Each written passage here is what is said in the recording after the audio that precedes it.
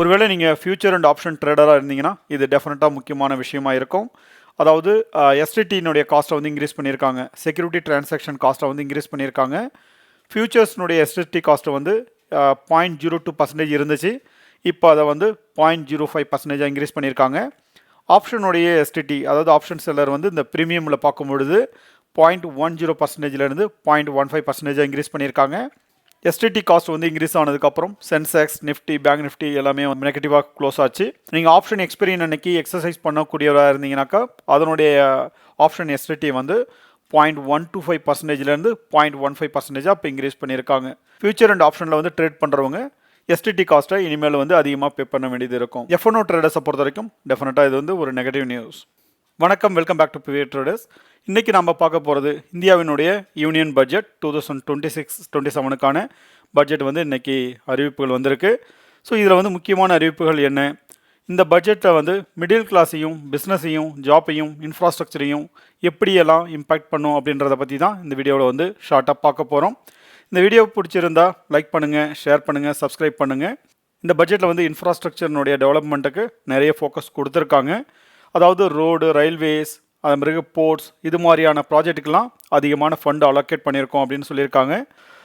சிம்பிளாக சொல்லணும் அப்படின்னு பார்த்தீங்கன்னாக்கா ரோட்ஸ் அண்ட் ரயில்வேஸ் கன்ஸ்ட்ரக்ஷன் இதனால் வந்து நிறைய ஜாப்புகள்லாம் வரதுக்குரிய வாய்ப்பு இருக்குது. இதனால் எந்த செக்டருக்கு வந்து பெனிஃபிட் இருக்கும் அப்படின்னு பார்த்தீங்கன்னாக்கா கன்ஸ்ட்ரக்ஷன் கம்பெனிஸ், அது மாதிரி வந்து இந்த சிமெண்ட் ஸ்டாக்ஸ், ஸ்டீல் ஸ்டாக்ஸ், அது மாதிரி இன்ஃப்ராஸ்ட்ரக்சர் அண்ட் பிஎஸ்யூ ஸ்டாக்ஸ், இதெல்லாம் வந்து ஒரு நல்ல ஃபோக்கஸ் இருக்கிறதுக்குரிய வாய்ப்பு இருக்குது. அடுத்தது பார்த்தீங்கன்னா மேனுஃபேக்சரிங் செக்டருக்கு வந்து ஒரு ஸ்ட்ராங்கான புஷ் கொடுத்துருக்காங்க. குறிப்பாக சொல்லணும் அப்படின்னு பார்த்தீங்கன்னாக்கா செமிகண்டக்டர்ஸ், எலக்ட்ரானிக்ஸ், டிஃபென்ஸ் ப்ரொடக்ஷன், இது மாதிரியான ப்ரொடக்ஷன் செக்டருக்கெலாம் வந்து நல்லா சப்போர்ட் பண்ணுவோம் அப்படின்ற மாதிரியான அப்டேட் கொடுத்துருக்காங்க.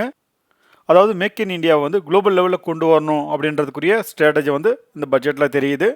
இதனால் ஃப்யூச்சரில் இந்தியாவுடைய ஜாப்ஸும் அதனுடைய எக்ஸ்போர்ட்டும் வந்து ரொம்ப இம்ப்ரூவ் ஆகிறதுக்குரிய வாய்ப்புகள் இருக்கும். இதனால் எந்த செக்டர்ஸ் அல்லது கம்பெனிஸ்லாம் வந்து பயனடைவாங்க அப்படின்னு பார்த்தோம்னாக்கா semiconductors production, electronics manufacturing, defence production, அடுத்தது EV manufacturing companies, PSU stocks, இதெல்லாம் வந்து இம்ப்ரூவ் ஆகிறதுக்கு வாய்ப்பு இருக்குது. அடுத்தது பார்த்தோம்னாக்கா இந்த small business owners, start up ஃபவுண்டர்ஸ்க்கெலாம் வந்து ஒரு நல்ல நியூஸ் இருக்குது. அதாவது வந்து அவங்களுக்கு அதாவது micro, small, medium and enterprises இவங்களுக்குலாம் வந்து ஒரு நல்ல கிரெடிட் சப்போர்ட் பண்ணுறோம் அப்படின்னு சொல்லியிருக்காங்க. அதாவது அவங்களுடைய லோன் ப்ராசஸ், அது லோன் ஆக்சஸ்லாம் கொஞ்சம் ஈஸியாக இருக்கும், அவங்களுக்கு வந்து ஒரு ஃபாஸ்டராக லோன்லாம் கிடைக்கும். ஸோ அது மாதிரியான விஷயங்கள்லாம் வந்து இந்த பட்ஜெட்டில் சொல்லியிருக்காங்க. ஸ்மால் பிஸ்னஸ் க்ரோ ஆகும்போது எம்ப்ளாய்மெண்ட்டும் அதிகமாகும். இது கம்பெனிக்கும் நல்லது, கம்பெனியோட க்ரோத் கண்ட்ரிக்கும் நல்லது. இதனால் யார் யார் பயனடைவாங்க அப்படின்னு பார்த்தீங்கன்னாக்கா இன்டைரக்டாக பார்த்தீங்கன்னாக்கா பேங்கிங் ஸ்டாக்ஸ் அவங்களுக்கு வந்து நிறைய லோன் ப்ராசஸிங் நடக்கிறதுக்குரிய வாய்ப்பு இருக்குது. அடுத்தது என்பிஎஸ்சி அப்படின்னு சொல்கிறது வந்து நான் பேங்கிங் ஃபினான்ஷியல் செக்டர். அதாவது வந்து Muthoot finance, Shriram finance, Bajaj finance, இது மாதிரி பேங்க் இல்லாத ப்ரைவேட்டாக பண்ணக்கூடிய ஃபினான்ஸ் செக்டர்ஸ்லாம் வந்து இந்த ஸ்டாக்ஸில் வரும். அடுத்தது பார்த்தீங்கன்னாக்கா ஃபின்டெக்ஸ் கம்பெனிஸ், அதாவது ஃபினான்ஷியல் டெக் கம்பெனிஸ், ஸோ அது மாதிரியான கம்பெனிஸுக்கும் நிறைய ஒரு ஃபினான்ஷியல் சப்போர்ட் இருக்கிறதுக்குரிய வாய்ப்புகள் இருக்குது. அடுத்தது எல்லாருமே எக்ஸ்பெக்ட் பண்ணுறது வந்து டேக்ஸேஷன் ஸ்லாபில் வந்து பெரிய சேஞ்சஸ் எதுவுமே கிடையாது. இப்போ எந்த சர்ப்ரைஸும் இல்லை, இதுக்கு முன்னாடி இருந்ததும் அப்படியே கண்டினியூ ஆகுது. ஸோ அதாவது பாசிட்டிவோ அல்லது நெகட்டிவோ அந்த பட்ஜெட்டில் வந்து எதுவுமே அனௌன்ஸ் பண்ணலை. இதில் அடிஷ்னல் டேக்ஸ் எதுவும் ஆட் பண்ணாததுனால மார்க்கெட்டை பொறுத்த வரைக்கும் இது வந்து ஒரு ரிலீஃப் மோடில் தான் இருக்கும். அதனால் வந்து ஒரு ஹெவி செல்லிங் நடக்கிறதுக்குரிய வாய்ப்புகள் குறைவு. மார்க்கெட்டை வந்து சைட்வேஸ்லேயோ அல்லது வந்து பாசிட்டிவ் மொமெண்டமும் பார்க்கறதுக்குரிய வாய்ப்புகள் இருக்கும்.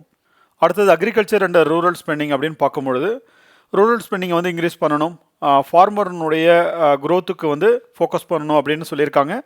ஸோ இதனால் வந்து எஃப்எம்சிஜி ரிலேட்டட் ஸ்டாக்ஸ், டிராக்டர், அதே மாதிரி இந்த அக்ரிகல்ச்சர் ரிலேட்டட் எக்யூப்மெண்ட்ஸ், ஃபெர்டிலைசர், இந்த மாதிரி இதெல்லாம் ரெடி பண்ணக்கூடிய கம்பெனிஸ்லாம் வந்து ஓரளவு ஃபோக்கஸில் வரும். ரூரல் டிமாண்ட் இன்க்ரீஸ் ஆகும் அப்படின்னு சொன்னாக்கா எஃப்எம்சிஜினோட சேல்ஸ் வந்து இன்க்ரீஸ் ஆகும். ஸோ அது வந்து டெஃபினட்டாக எஃப்எம்சிஜி ஸ்டாக்ஸ்க்கெல்லாம் வந்து ஒரு பாசிட்டிவ் நியூஸாக இருக்கும். அடுத்தது பார்த்தோம்னா ஃபிசிக்கல் டிஃபிசிட். இது வந்து இந்தியா வந்து வாங்கக்கூடிய கடன், அதாவது அவங்களுடைய பட்ஜெட்டை மேனேஜ் பண்ணுறதுக்கு இந்தியா வாங்கக்கூடிய கடன். ஸோ இது வந்து கண்ட்ரோலில் இருக்குது அப்படின்னு சொல்லியிருக்காங்க. பாண்ட் யீல்ட்ஸ்லாம் எல்லாமே ஸ்டேபிளாக இருக்குது. இதனால் வந்து எஃப்ஐஐக்கெலாம் ஒரு கான்ஃபிடென்ட் கொடுக்கும். லாங் டேர்மில் ஸ்டாக் மார்க்கெட் வந்து ஒரு ஹெல்த்தியாக இருக்கிறதுக்குரிய வாய்ப்புகள் இருக்குது. ஓவராலாக ஸ்டாக் மார்க்கெட் வியூவில் பார்த்தோம் அப்படின்னு சொன்னாக்கா இன்ஃப்ராஸ்ட்ரக்சர் வந்து நல்லா ஃபோக்கஸ்ட், கேபிட்டல் குட்ஸ்க்கு வந்து நல்ல ஃபோக்கஸ் இருக்குது, மேனுஃபேக்சரிங் இண்டஸ்ட்ரீஸ்க்கு வந்து நல்ல ஒரு ஃபோக்கஸ் இருக்குது, டிஃபென்ஸ், பேங்கிங் அண்ட் நான் பேங்கிங்க்கு வந்து ஒரு நல்ல ஃபோக்கஸ் இருக்குது. இப்போதைக்கு வந்து நியூட்ரல் என்ன அப்படின்னு பார்த்தீங்கன்னாக்கா ஐடி செக்டரை பொறுத்த வரைக்கும் ஒரு நியூட்ரல் நியூஸ் தான். ஸோ ஏன்னா ஒரு பெரிய சேஞ்சஸ் இல்லை. அடுத்தது ஃபார்மாவில் பார்த்தீங்கன்னாக்கா ஃபார்மாவில் வந்து சில பாலிசி எக்ஸப்ஷன்லாம் பண்ணுறாங்க. அதை தவிர பெரிய சேஞ்சஸ் வந்து ஃபார்மா இண்டஸ்ட்ரியிலையும் கிடையாது. ஸோ ஓவராலாக ஷார்ட் டைமில் மார்க்கெட் வந்து வாலட்டைலாகவும் லாங் டைமில் வந்து ஒரு க்ரோத் ஓரியன்டாகவும் இந்த பட்ஜெட் வந்திருக்கு. இந்த வீடியோ உங்களுக்கு யூஸ்ஃபுல்லாக இருக்கும்னு நினைக்கிறேன். சப்ஸ்கிரைப் பண்ணுங்கள். தேங்க்யூ. பாய்.